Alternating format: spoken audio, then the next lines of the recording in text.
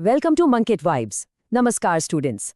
आज हम पढ़ेंगे एक super important chapter cell division यानी कोशिका विभाजन, जो NEET, RPSC first second grade, 11th 12th boards और साइंस के सभी एग्जाम्स के लिए सही मायनों में एक गेम चेंजर है।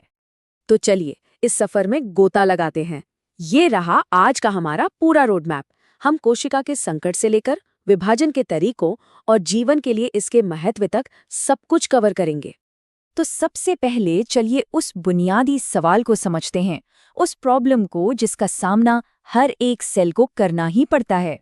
ये सवाल तो मन में आता ही है कि आखिर एक एकदम हेल्दी मैच्योर सेल को ऐसी क्या ज़रूरत पड़ जाती है कि उसे इस कॉम्प्लेक्स प्रोसेस से मतलब डिवीजन से गुजरना पड़ता है।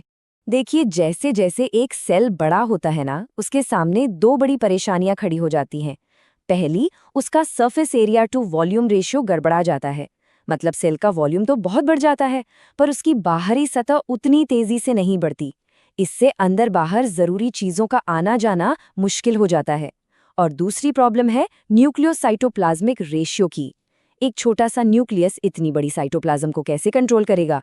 बस इन दोनों मुश्किलों का एक ही शानदार जवाब है, विभाजन यानी डिवीजन। ठीक है, तो अब ये तो साफ हो गया कि सेल डिवाइड क्यों करता है। अब देखते हैं कि वो कौन से दो मुख्य रास्ते अपनाता है ऐसा करने के लिए। पहला रास्ता है अमाइटोसिस, जिसे हम असूत्री विभाजन भी कहते हैं। ये आप कह सकते हैं कि एक बहुत ही सिंपल सीधा साधा तरीका है। ज्यादातर लोअर ऑर्गेनिजम्स में मिलता है।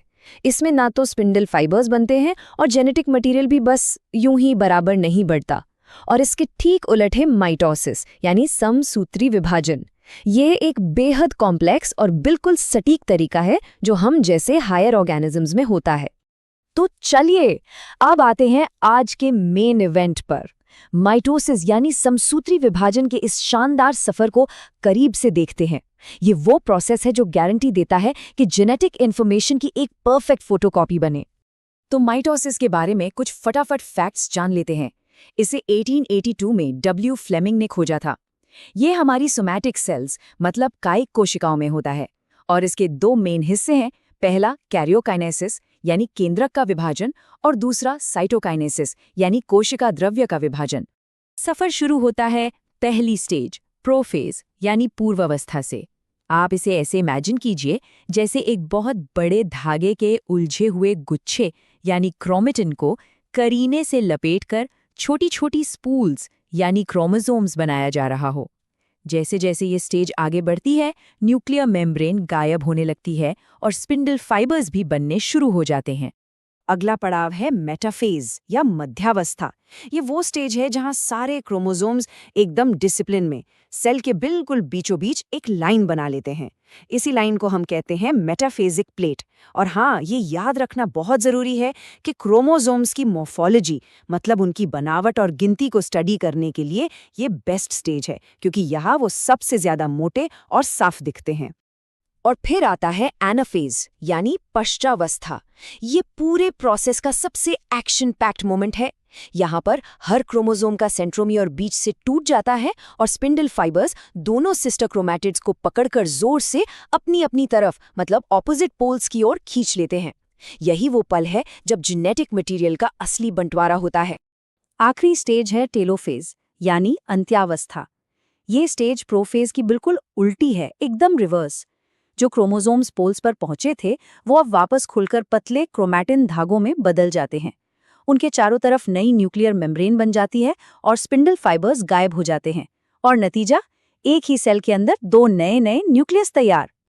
और यही दिखाता है कि माइटोसिस के असली मकसद सिर्फ सेल को दो हिस्सों में तोड़ना नहीं है, बल्कि डीएनए की एक परफेक्ट आइडेंटिकल कॉपी बनाना और उसे दोनों नए सेल्स में बराबर बराबर बांटना है।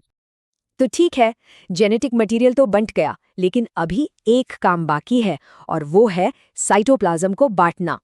इस प्रोसेस को कहते हैं साइटोकाइनेसिस यानी कोशिका द्रव्य विभाजन। और यहाँ एक बहुत इंपॉर्टेंट डिफरेंस है जो एग्जाम्स में बार बार पूछा जाता है। प्लांट सेल्स में बीच में एक सेल प्लेट यानी कोशिका पट्टिका बनती है जो अंदर से बाहर की तरफ बढ़ती है, जबकि एनिमल सेल्स में बाहर से अंदर की तरफ एक क्लीवेज फरो यानी विदलन खांच बनती है जो सेल को पिंच करके दो में तोड़ देती है।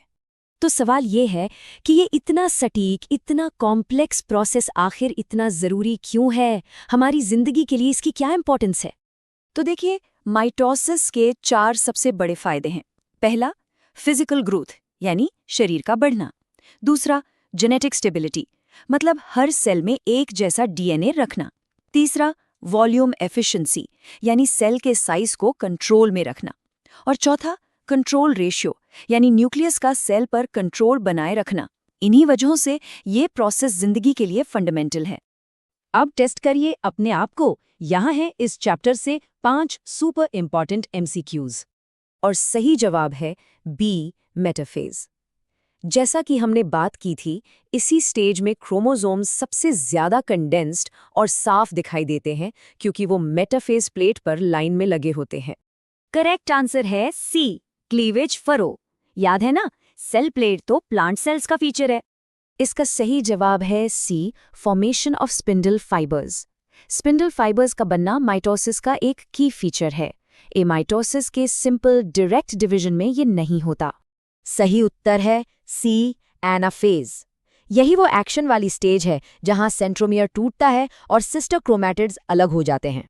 और इसका सही जवाब है बी, वॉल्यूम। याद है वो surface area to volume ratio वाली प्रॉब्लम? बस वही है ये ज्योमेट्रिक क्राइसिस जो सेल को डिवाइड करने पर मजबूर करता है। अगर वीडियो पसंद आया तो लाइक करिए, शेयर करिए दोस्तों के साथ और बेल आइकन दबा के सब्सक्राइब कर लीजिए मंकी वाइब्स चैनल को, ताकि हर इंपॉर्टेंट चैप्टर पर ऐसे ही शानदार वीडियोस मिलते रहें।